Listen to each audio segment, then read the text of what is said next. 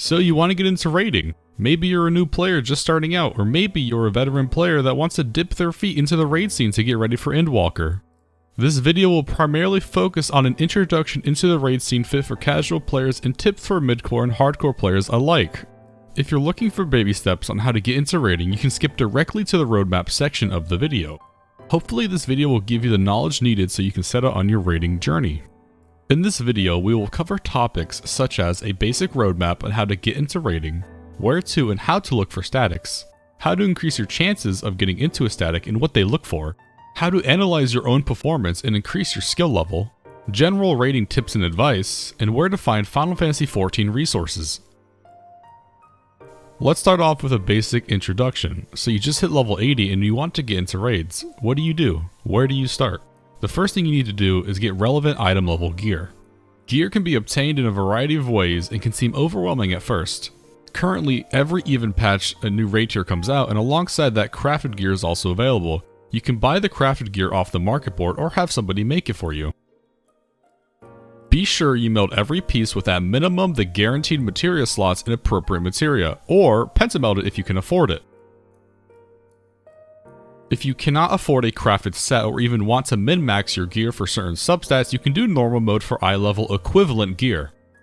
Bear in mind that normal gear is weekly locked from its release until the next major patch, so plan your rolls accordingly.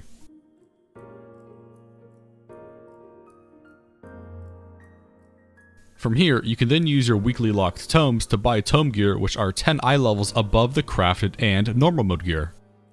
Every odd patch releases a vendor you can then use to turn in your crafted gear along with a combination of some of the outdated tomes to buy gear 10 eye levels higher.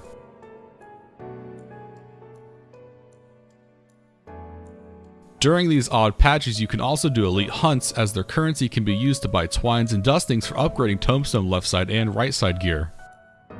The 24-man raid also releases in this patch, and you can use your weekly token in exchange for a twine or dusting, but keep in mind you will need tokens from any previous applicable raids as well, depending on what patch we are in. The current 24-man will also drop left side gear that you can roll for weekly that is 10 eye levels lower than the raid gear. Now that you have decent armor and accessories, what do you do about your weapon? Let's say you don't want to buy the crafted weapon off the market board. Every even and odd patch gives us an extreme primal with weapons you can then farm. The even patch primal weapons are 5 eye levels higher than the crafted gear we received, and the odd patch primals have a higher eye level to coincide with how far we are in the raid tier.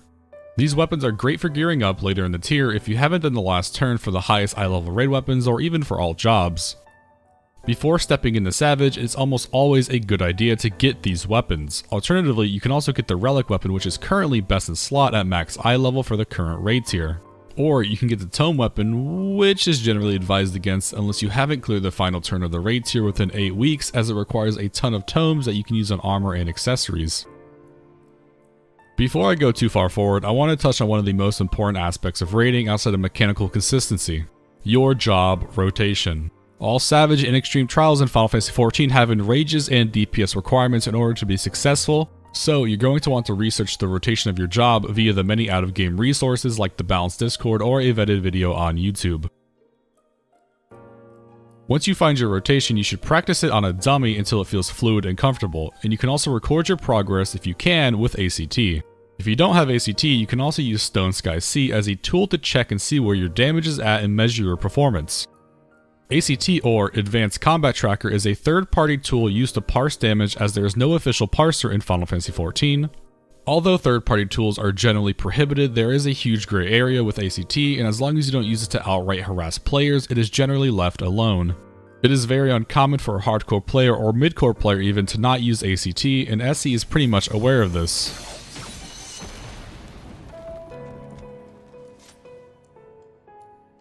Another very important thing before stepping into Savage or even Extreme Trials is consumables, food and potions. Food is usually cheap and inexpensive, boosts your stats, and most importantly your HP by quite a bit. Potions can be on the expensive side, but if you're tight on funds, instead of opting out of using potions entirely, try seeing if there's an outdated potion that is cheaper. This is really important for Savage raiding, in particular when progging, as you're trying to squeeze as much DPS to meet the enrage. You do not necessarily need to potion on every pull, especially if you're still progressing and seeing new mechanics, but once you are going for the clear, everything helps. This is especially true for party finder content. After you are geared up, have practiced your rotation, and feel that you are ready to go, you need to clear the normal mode in order to unlock the Savage raids. When you start to approach the higher difficulties of content, you may be somewhat confused or curious what things like normal, extreme, unreal, savage, and ultimate mean. Here's a brief description of each.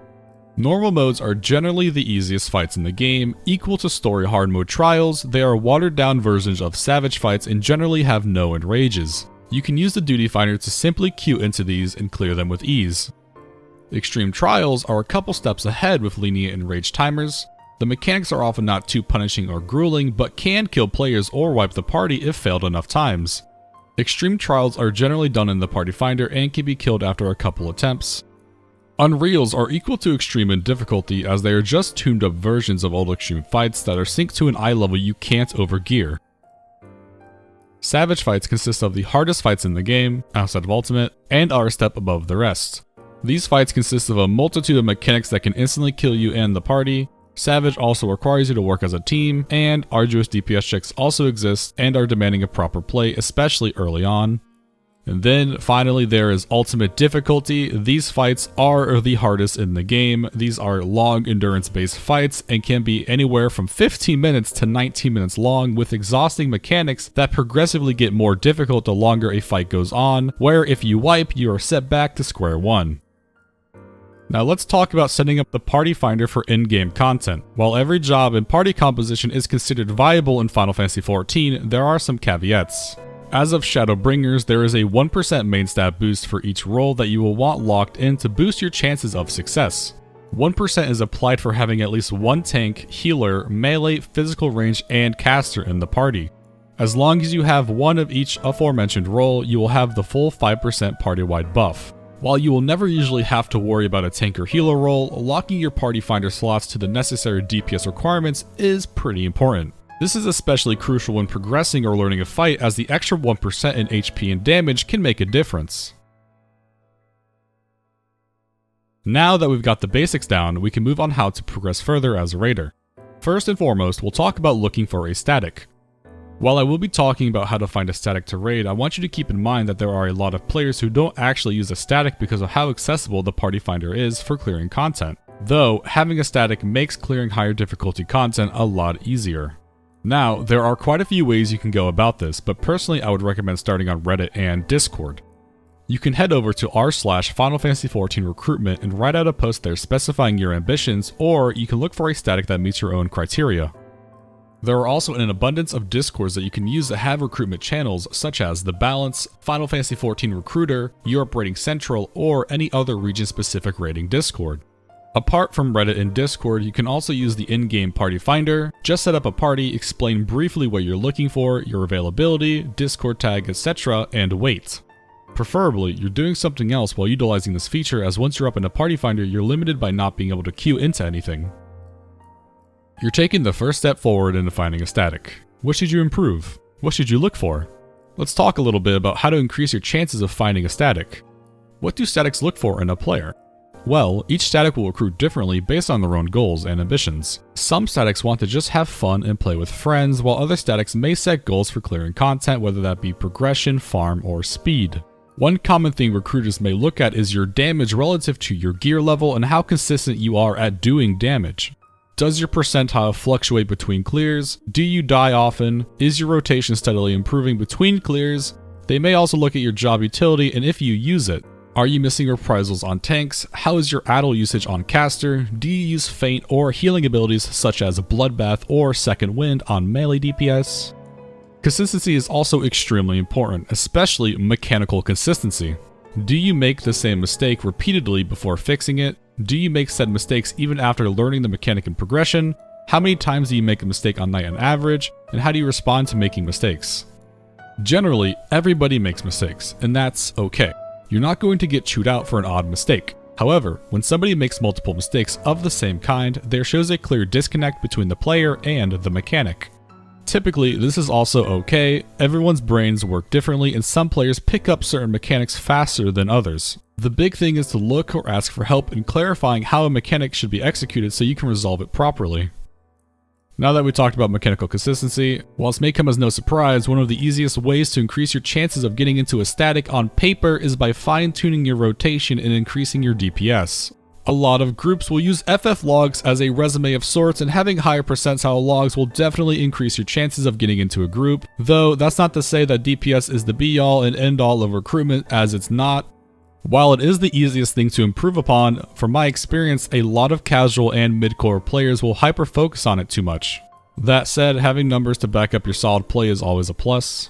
Speaking of backing up your play, another great way to increase the odds of a group accepting you is to have a VOD for them to analyze and play back. Sometimes, FF logs can be tedious to look through and may not tell the whole story in situations like how you handle certain mechanics, how you react in emergency moments, and even how you use your skills. Having VODs might potentially give you an edge over a trial spot over another player because of this. One last performance-based factor that I think is important to helping you find a static is the ability to be flexible. Being able to play another job in your role is a very exceptional trait to have, and I can't stress how important this quality is. And while this may only be important to hardcore group environments, it is still an invaluable skill nonetheless. However, don't be overwhelmed by this factor and feel that you need to learn every single job in your role just to find a static. That is not the case, but I will always recommend you learn at least one different job in your role or even off-role to give you a better understanding of the game and how jobs interact with each other. Performing well in your job and doing mechanics correctly are arguably the most important things that will distinguish you as a player. But there are side factors too when it comes to playing in a group setting. No matter how good you are as a player, you are still part of the team. One of these things is being likable. Seriously, it's that simple. Don't be an asshole and it goes a long way. People want to play with other players who they find enjoyable to be around. Also, having the ability to tactically give and receive criticism can do wonders for your team's efficiency and prog and speed. Always try to keep an open mind because at the root of everything, Final Fantasy XIV is just a game we want to have fun in. Also, please be punctual, respect your peers' time. This goes for showing up on time and being ready, to studying a fight and its mechanics beforehand, assuming you're not doing it blind. I can't really reiterate how important this is. Show up 5 to 10 minutes before the raid begins and be ready to go. Say something if something comes up and make sure you have a solid foundation of what you're trying to accomplish that raid day. Now I want to touch base on getting into self-analysis, as there are ways you can improve your play on your own. Starting off with knowing how to use FF logs. Now, you can use FF logs to go over your rotation, skill usage, and timeline to fine-tune your damage, mitigation, or movement during a fight. You can also select specific logs to put side by side with other players and see how well you performed comparatively. I will link several videos on screen and in the description on how to get a better understanding of FF logs as a tool for self-improvement. Another tool that you can use alongside FF logs is XIV Analysis. XIV Analysis is a website where you can paste a link to a log and it'll give you a summary of your performance. In this example for Scholar, you can see it tells us our dot damage, if we miss any applications of Chain Stratagem, our Aetherflow usage, if we miss any stacks, and our casting uptime. It also gives suggestions, a really nice overview of our damage during burst windows, what we used our Aetherflow stacks on, what our Fey gauge was at specific parts of the fight, and a really nice timeline we can use to track our rotation. Another way you can improve your play is by recording yourself with OBS, Shadowplay, or any other recording software and looking back at what you did, or even sending it to a peer who can review it for you. This is a very invaluable tool at your disposal and should be taken advantage of whenever possible. Depending on where you live, you may also want to invest into a VPN that can lower your ping and stabilize your connection as well. Now, this section of the video is just going to be some general tips and advice. Tip number 1. Don't overwhelm yourself. Take it slow and at your own pace. Do not try to rush things or do things that you are not comfortable with. If you do not feel that you are confident moving on to the next savage turn, then take a step back and do the previous turn a couple of times to practice. However, generally, the best way to get experience and improve as a player is by stepping out of your comfort zone. Though again, this is your journey, so take it at your own pace. Tip number 2, well, I guess more like advice number 2, raiding isn't some big scary monster that only top players can do. I firmly believe that everyone in the game can at least finish a raid tier when relevant, as long as they have the time and put the effort in. So if you're listening right now and thinking to yourself that you aren't good enough, you probably are. Savage raids and fights in general in this game are long dances. Study them before going in and you'll be fine. Tip number 3, don't think about raiding as a solo thing. It's a team activity that you are a part of. Be ready to pull your own weight and do not expect an easy or free clear. Be helpful and be a positive member of the group. Tip number 4, if you're struggling to learn fights while trying to maximize your DPS with your rotation, dial it down a notch. Learn and understand the mechanics first and then start optimizing your rotation later. This doesn't mean stop attacking completely, but more so means don't think about those niche 1% optimization factors until you are comfortable with said fight. Tip number 5. There are thousands of players in this game and everyone will think or play differently. Find a group that fits your needs. There's nothing wrong with leaving a group because you just do not mesh well with them. In the long run, forcing yourself to stay in a group will hinder your fun in the game. Tip number 6. Play what you enjoy playing. While there is technically a meta in this game, for the most part jobs are extremely well balanced. Generally, jobs have a gap of only a couple of %, which is not super drastic. One of the most important things is that you enjoy your job. Playing a job you enjoy will also probably make you more eager to learn how to play it at a higher level once you decide to take that path. Moving on to tip number 7. This kind of cycles back to something we talked about before, but mistakes will happen. Do not beat yourself up over them. Do your best to take them as a learning opportunity. Chances are you're beating yourself up about it more than you need to, and the other players you are playing with have already forgotten about it. So don't sweat it. New poll, new you. Tip number 8, I talked about this as well before, but use consumables. I can't tell you how many times I've done a savage fight with a group only for some players not to use food or even potions and we enrage at a decimal of a %, or somebody dies by a sliver of health. One final and pretty important tip that I would like to mention is that this game does not require the use of third-party plugins to clear fights. Fights in this game are designed in mind for you to use the boss animations, sounds, or cast bars for you to get to the finish line. The game also does a fairly decent job of teaching you mechanics either in normal mode or at the start of the fight before the difficulty really starts to ramp up. For example, in Cloud of Darkness, the boss will use the ability Art of Darkness, which will require you to pay attention to the glowing animation on her model. If she has one singular glow inside of her, then it will be a spread mechanic. If she has 2 orbs on the side of her, it is a partner stack mechanic. This is especially important as later on in the fight she will combine them with a set of 2 and a set of 3 mechanics back to back. One good example of ramp up difficulty would be O12S. In Omega MNF, the bosses will showcase their abilities separately for the first couple of minutes. And then after the first intermission, we'll start pairing them together in a synergistic manner. If you're coming over from another MMO, for example World of Warcraft, that uses a program like Deadly Boss Mods or something alike to call out mechanics, those kinds of things are not needed to clear in Final Fantasy XIV. Though these programs do exist and are accessible, just keep in mind they are not required in any form. Closing off the video, I would just like to provide some additional resources for new players with additional questions, be it job rotations, fight mechanic guides, or just general questions about the game. On screen now are resources I would consider knowledgeable in all parts of the game and would highly recommend them. I hope this video has helped you in some way. This has been an introduction to Final Fantasy XIV rating. If there's anything that there is some things I missed. Obviously I can't, I didn't want to flood the video into something super big. I do actually have plans to make other types of videos like this that go more in depth into some things. So make sure you keep an eye out for that. Thank you for watching. I'll see you in my next video.